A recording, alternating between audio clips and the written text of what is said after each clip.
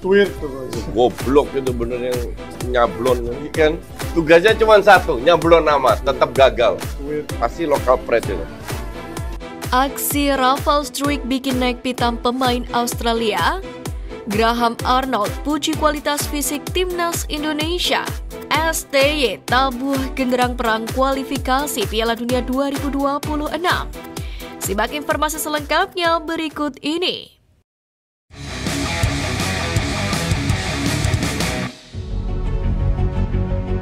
Pelatih Australia sebut timnas Indonesia bermain sangat baik. Pelatih timnas Australia Graham Arnold mengapresiasi penampilan timnas Indonesia dalam babak 16 besar Piala Asia 2023. Dalam hal ini Australia memang menang 4-0 atas timnas Indonesia. Namun angka di papan skor tersebut tidak menggambarkan pertandingan yang berjalan sengit seperti yang diakui oleh Arnold sendiri. Kredit untuk Indonesia, saya rasa mereka membuat pertandingan menjadi alot, secara fisik mereka besar dan kuat dan sehat. Tadi adalah laga yang ketat, kualitas yang ingin kami tampilkan di depan muncul pada hari ini. Sepak bola Asia berkembang pesat, kami sudah menduga hal ini.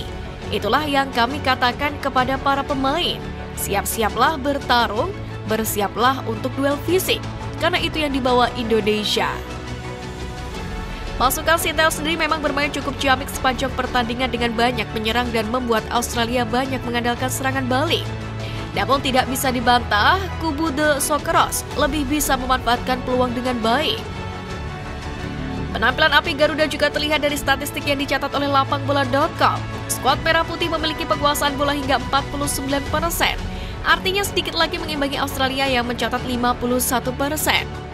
Kemudian jumlah tembakan, Australia total memiliki 7 kali tembakan, 4 diantaranya mengarah ke gawang.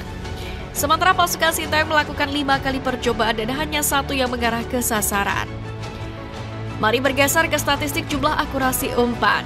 Timnas Indonesia mencatat 347 umpan sukses dari 426 kali percobaan. Angka itu hampir mengimbangi pencapaian Australia yang mencatat 350 kali umpan sukses dari 436 percobaan. Soal umpan silang, Australia unggul dengan 8 kali sukses dari 17 percobaan. Sementara timnas Indonesia 2 kali mendaratkan umpan silang sukses dari 7 kali percobaan. Hebatnya adalah tim Merah Putih mencatat 10 kali intercept dibandingkan 7 kali milik Australia. Sementara clearance atau sapuan bola skuad Garuda mencatat 16 kali atau lebih unggul milik Australia yang melakukan 11 kali.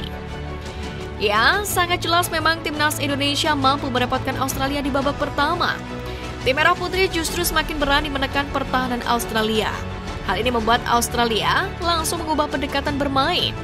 Tim yang diarsiteki oleh Graham Arnold itu bermain lebih menunggu sembari memanfaatkan serangan balik. Sayangnya permainan menekan ini tidak dibarengi penyelesaian akhir yang baik dari para pemain timnas Merah Putih, di mana tidak ada gol yang bisa diciptakan dan sebaliknya Australia bisa memperbesar skor jadi 0-2 melalui Martin Boyle mendekati akhir babak pertama. Di sisi lain, penampilan bagus ini tak lagi muncul di babak kedua, di mana timnas Indonesia tak lagi bermain garang seperti babak pertama. Tempo permainan menjadi lebih lamban. Kondisi ini pun menguntungkan buat Australia yang bisa lebih nyaman dalam bermain dan mendominasi permainan. Namun secara keseluruhan permainan timnas Indonesia melawan Australia layak untuk diapresiasi.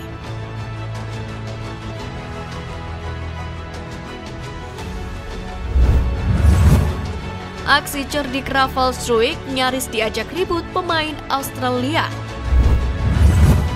Pada pertandingan babak 16 besar Piala Asia 2023 semalam antara timnas Indonesia versus Australia, penyerang timnas Indonesia Rafael Struijk melakukan aksi cerdik yang berhasil menjulut emosi pemain Australia Gethin Jones. Momen ini terjadi pada menit ke-65.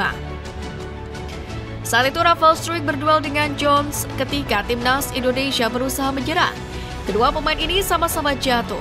Kala Struijk ingin mengejar bola yang lepas, Jones justru melakukan aksi licik yang seakan ingin menjegal laju penyerang berusia 20 tahun ini.